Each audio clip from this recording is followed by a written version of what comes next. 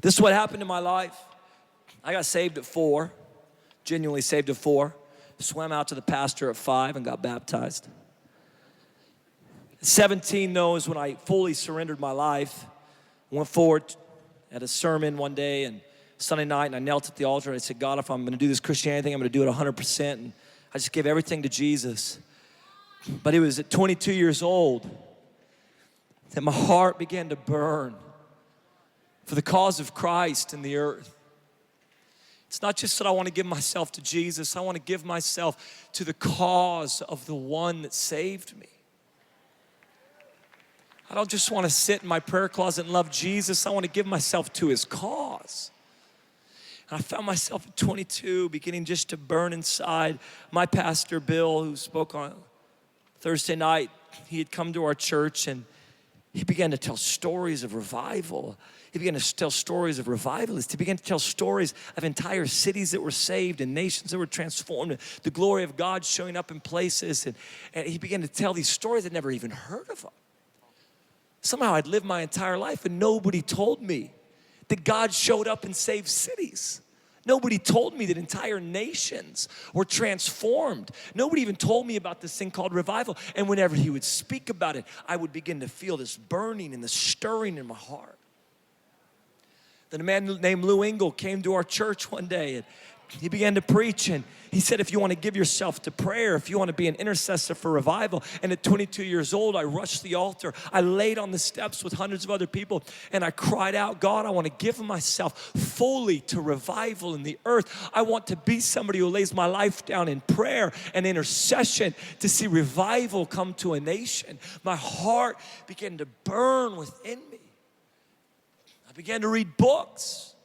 My heart was stirred. I began to read about Billy Graham. I began to read about Martin Luther King. I began to read about Frank Bartleman and the Azusa Street Revival in 1906. And I just found myself weeping. I would read this book about Azusa Street where God visited Los Angeles and a new Pentecost was released in the earth. And I just was weeping. I would cry and cry and cry through the book. Some books I just stopped reading in public.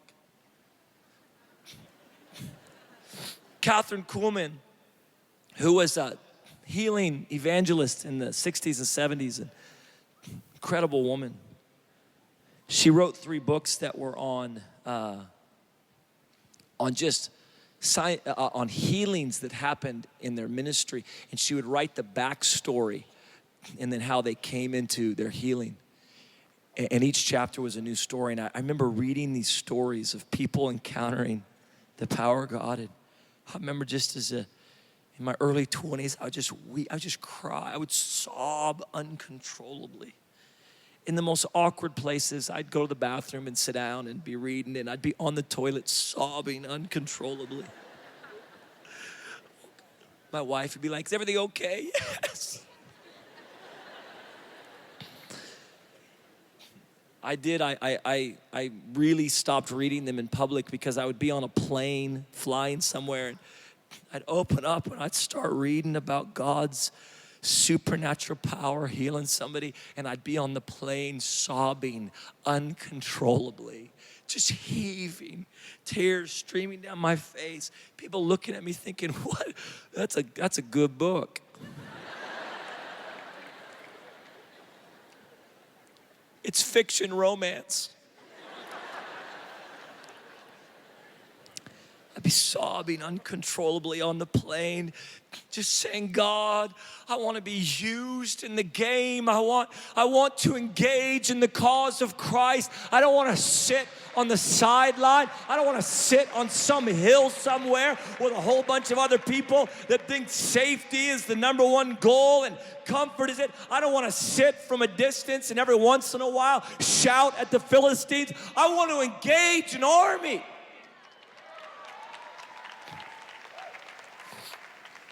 You're a game changer, and the Lord begins to stir your heart. You come into places like this and you hear the best white preacher you've ever heard in your entire life, and your heart begins to be stirred. Game changers first have a stirring, but the stirring requires a response. This is what I love. Jonathan's heart is stirred to engage. And he says this to his armor, he says, come, let us go over to the garrison of these uncircumcised. The stirring that begins to happen in your heart requires a response. It demands action from you. There is a yes in your spirit that has to happen in response to the stirring. And that yes has to be the determining factor for every other decision the rest of your life. I said yes to God so fully at 17, and that one yes has affected and influenced every other decision of my life. There is not one decision I make in my life right now that is not seen through the filter of my response to his stirring. Every decision in my life is filtered through, I said yes. Who I'm gonna marry was filtered through the yes. What I do with my life was filtered through the yes. Whether or not I watch this movie is filtered through the yes. Who I hang out with is filtered through the yes. You have to say yes in response to the stirring because it demands action on your part. And I want to tell you this, your response to the stirring does not happen in groups. As much as I love settings like this, I want to tell you this, it happens one-on-one with God, and maybe it happens one-on-one in this room, but my point is this, you do not say yes to God because other people say yes to God. You say yes to God all on your own. We have this mentality, I loved Bishop Jake's message last night. We have this pack mentality that if my friends say yes to God, I'll say yes to God. Listen, it doesn't work like that. You have to say yes to God. You'll stand before God one day on your own. You won't stand before God one day with your group of friends. You will not be able to say, well, we decided not to say yes.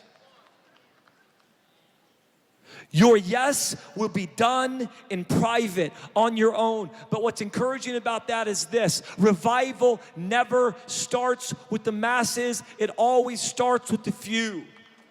If you've ever read the book Tipping Point, it's a great book, you should read it. It's actually on epidemics, like good epidemics, bad epidemics, but there's laws of epidemics, and Gladwell's first point is this, it's the law of the few.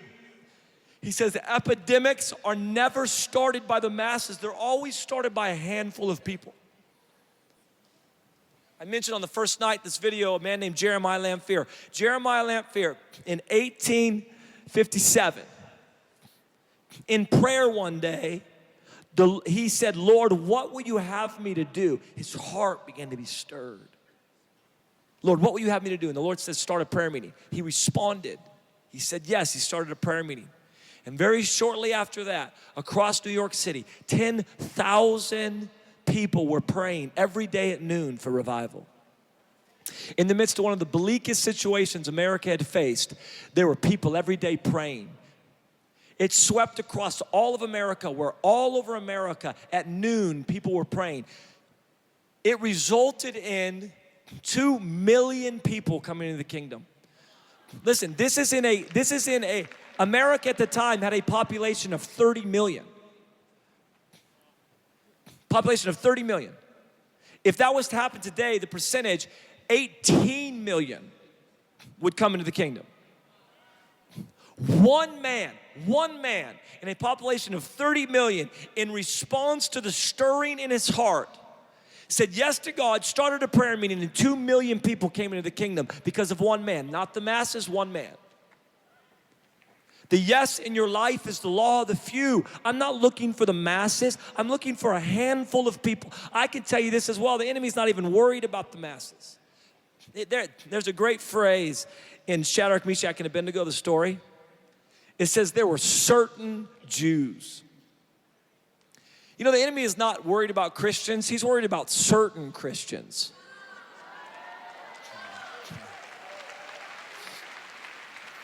He's not worried about everybody that goes to church. He's worried about a handful of people that go to church.